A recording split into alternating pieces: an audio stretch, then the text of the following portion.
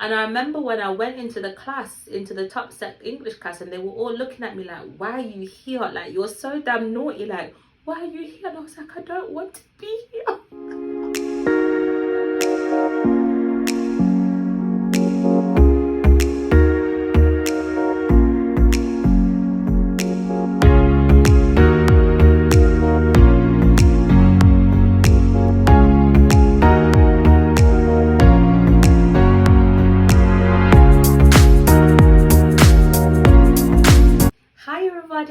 Welcome back to my channel.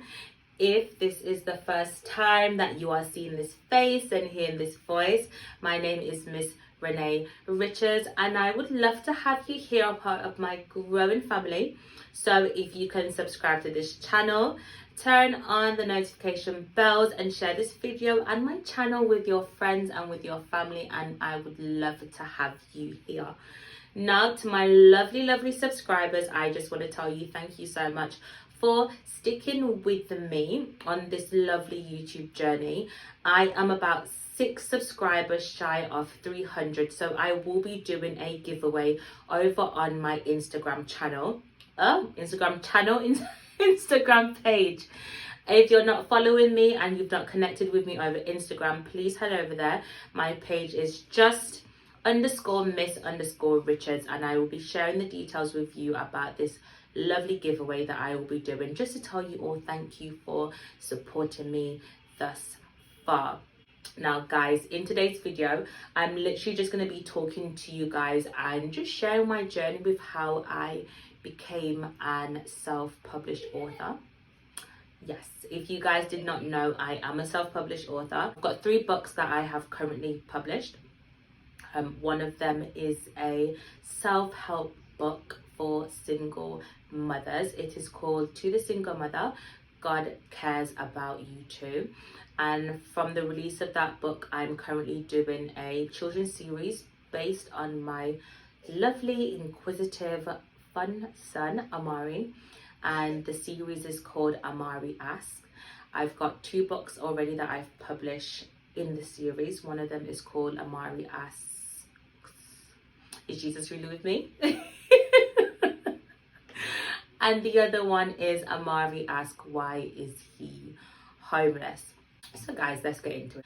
I never planned on becoming an author. I never said to my mum when I was growing up, Mum, do you know what? I want to write. I want to be an author.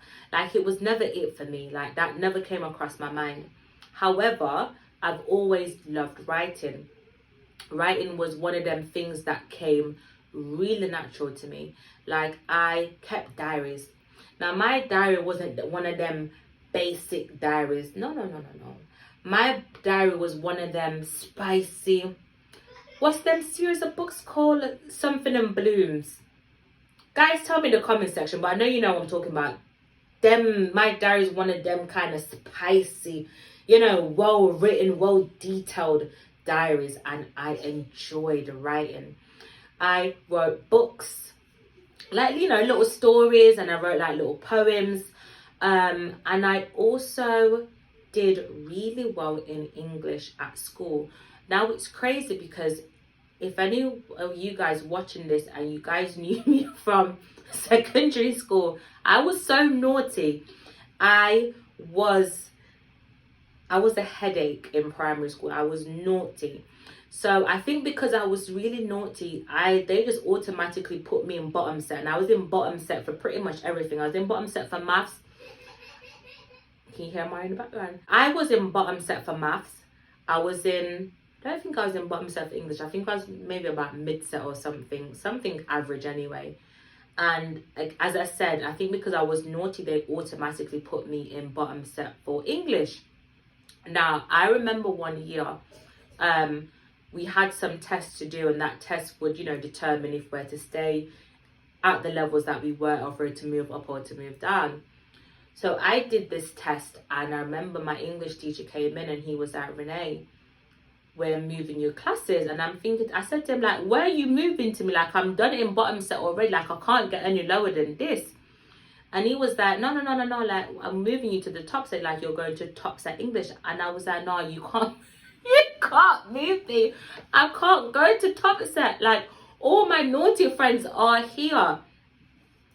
I won't do well in Top Set with, you know, them prim and proper people. Like, I can't, I'm not about that.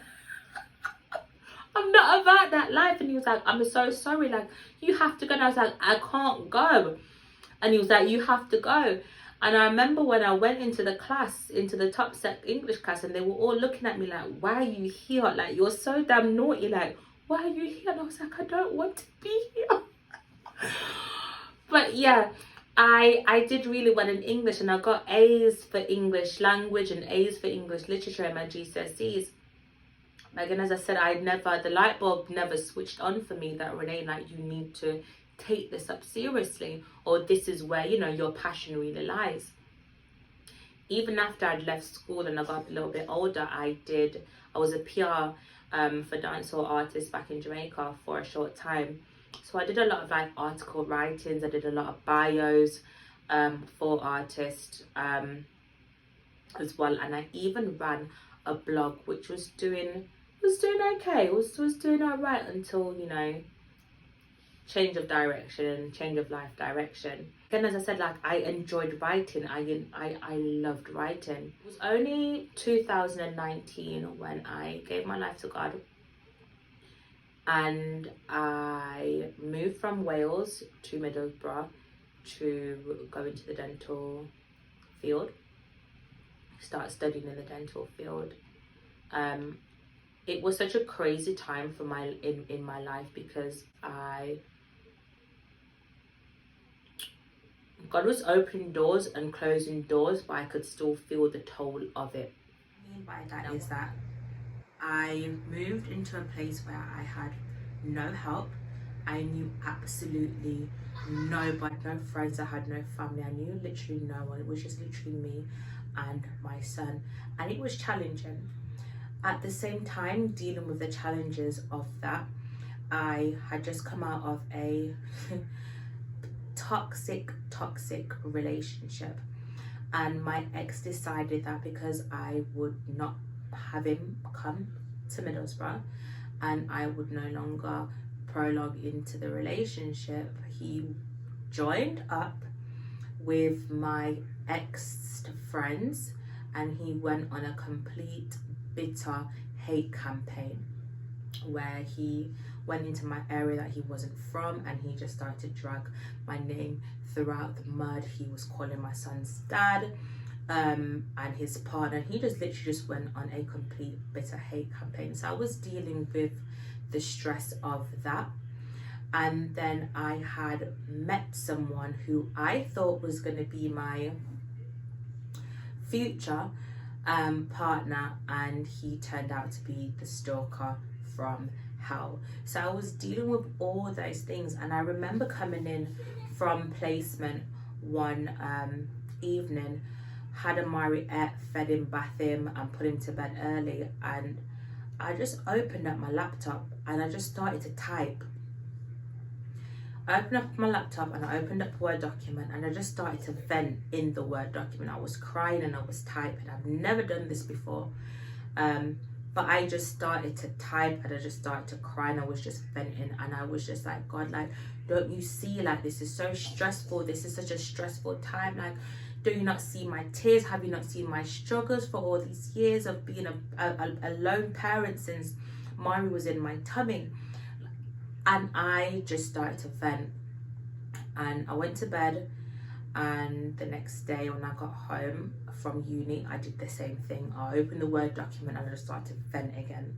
And this went on for a while, and there were some days I would vent and there was other days where I would just write my reflections of, you know, being a single mum, being on this journey, things that I've learned, things that I've implemented as a single mum, things that I've implemented with my son, to things, you know, that I'm doing to kind of make the journey a little bit easier. Because guys, let me tell you something, being a single mum sometimes, bro, I'm telling you, ain't it.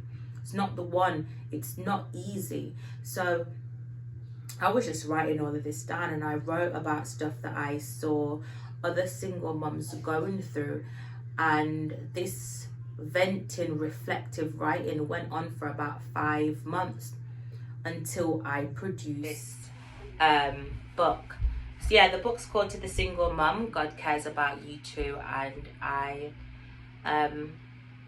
I've been blessed by this book in so many different ways. I know other people have been blessed by it too. I wrote this book, I went on to writing this book, which is the first book in my children's series. It's called Amari Ask, Is Jesus Really With Me?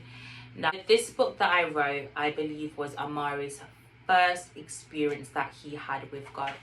Now, I say this because I remember one Friday, one Sabbath evening, we were having devotion, and we finished having devotion, and Mari said to me, "Mummy, you know, I don't think God's really with me. I don't think Jesus is really here."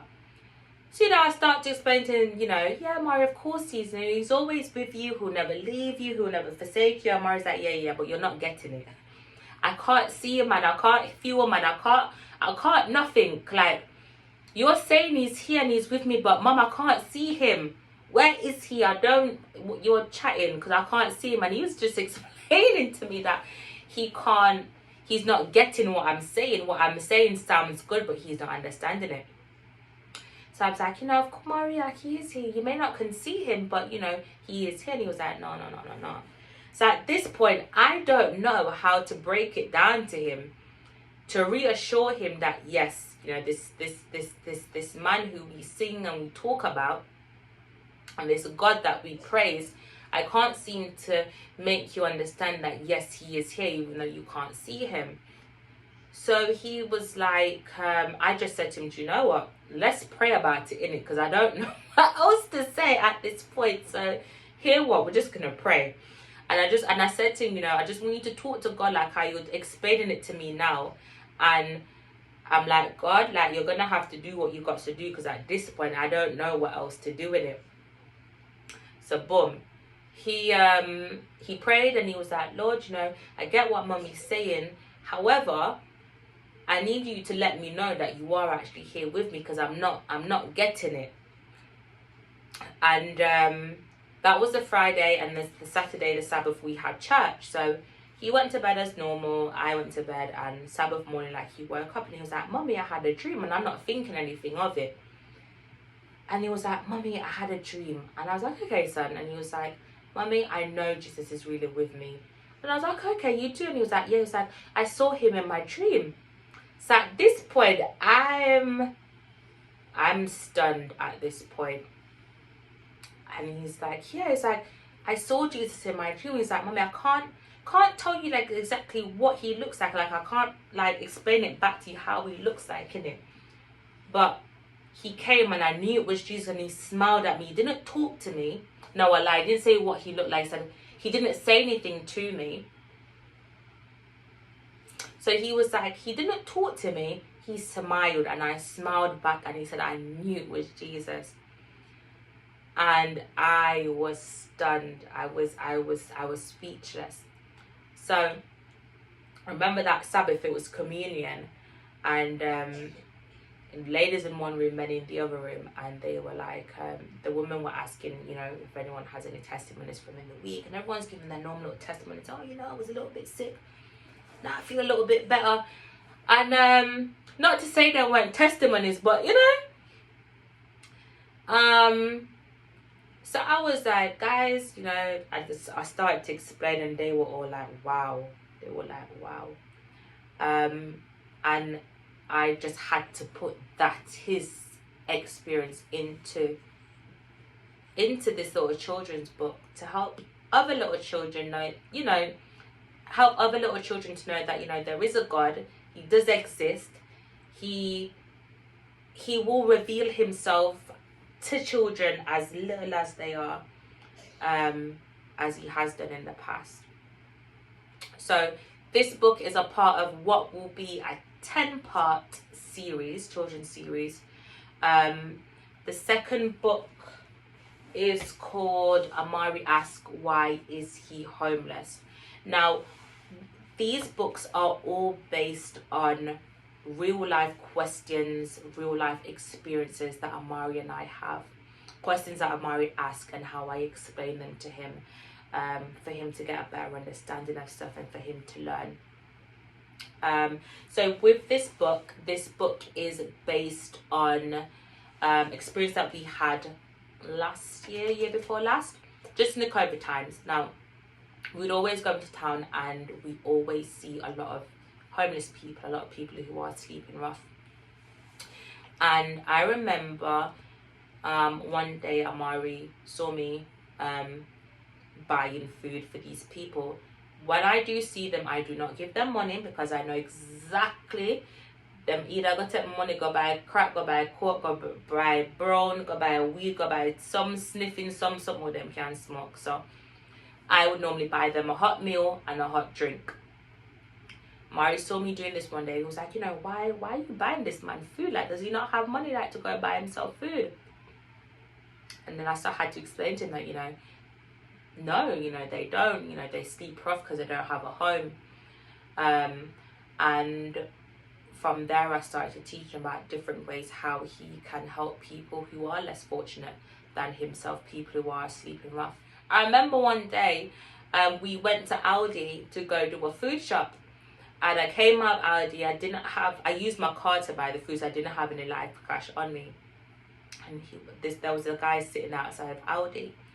And I was like, Mommy, like, we need to go buy him food. I was like, Mars, like, I haven't got no change on me to buy him anything. So, like, he went into his pocket and he was like, I have something to give him. So I'm like, what? Like, what do you have? He was like, but there's, he pulled out, like, dust. It was like, it was like dust from out of his pocket. And I was like, baby, you can't give them dust. Like, what they're supposed to do, dust. And he was like, yeah, but Mommy, I haven't got anything else, but I can give them this. So, it's funny, but, I've now instilled that in him, that whenever he sees anyone that looks, less fortunate than himself, to always try to help them in some way, shape or form. So yeah, all the books in this series are based on real experiences, on real questions that Amari asked, and how I answer them, as a way to help other children learn and grow and develop, and to help parents answer these difficult questions that children do ask. The third book in this series will be talking about lone parenting, and I cannot wait for this book to be released. I'm working that it will be released in May, and then I will be doing a cute little package with this book and that children's book as well. So please, guys, please do keep a lookout for that. If I'm to be very honest with you guys, this journey, it sounds good, it looks good on pictures, but it's challenging. It's challenging. Book sales can be slow, guys, and it's difficult, you understand? However, I do believe that this is something that God has called me to do. I do honestly believe that this is one of my purposes that I am to fulfill in this life, is to write books of substance, books to uplift and to help children and young adults. Guys, some of us will go through this life not really knowing what our purpose is, not really knowing what it is that we're called to do. But I want you guys to know this, that every single one of you have a purpose. None of you were created by coincidence, or is here just by chance. Every single person who has been on this earth and who is on this earth is here because they have a purpose to fulfill. And God has put that purpose within you. If we look a little bit closely, we'll see what that purpose is. I believe that our purpose lies in in our talents that we have, our skills that we have, talents that are overlooked. And if you're going through a stage in your life where you're questioning yourself, what is your purpose? What are you here to do? Look back into the things that you enjoy doing as a child, as a teenager growing up, things that come to you so effortlessly, that you do with ease, things that you're passionate about. Your purpose, oftentimes your purpose lies in your passion. And if you are, however, struggling to identify, what are your talents, what are your skills, what are the things that you do effortlessly, one, look back in your childhood, but two, ask those around you who are closest to you, who can see, the things that you do well. And three, pray. There's a God that is there, that is willing to help you figure out what your purpose is, who's ready, not to figure out, who's ready to reveal to you what this purpose is. Pray and ask him to show you, and I guarantee you that he will. Guys, I just want to tell you thank you again for sticking with me with this video. I really do hope that this video will be a blessing to somebody, and if you know someone who this video will be a blessing to, please do not hesitate to share this video with them, that they can feel inspired and motivated as well. So guys, you can also buy a copy of all 3 of my books on Amazon by just typing in my nice clean name. I'm joking. You can search for Renee Richards. My debut book is called To the Single Mom, God Cares About You Too, with 2 O's. And the other books are called Amari. So you can find them on Amazon, or you can order them directly on my website, and my website is www.reneebrichards.co.uk, and all the links for my books are in my bio. Guys, go out, be blessed, have a fabulous week, and I will see you in my next video. And guys, remember to connect with me over on Instagram and connect with me down in the comments below. Love you guys. See you soon. Bye.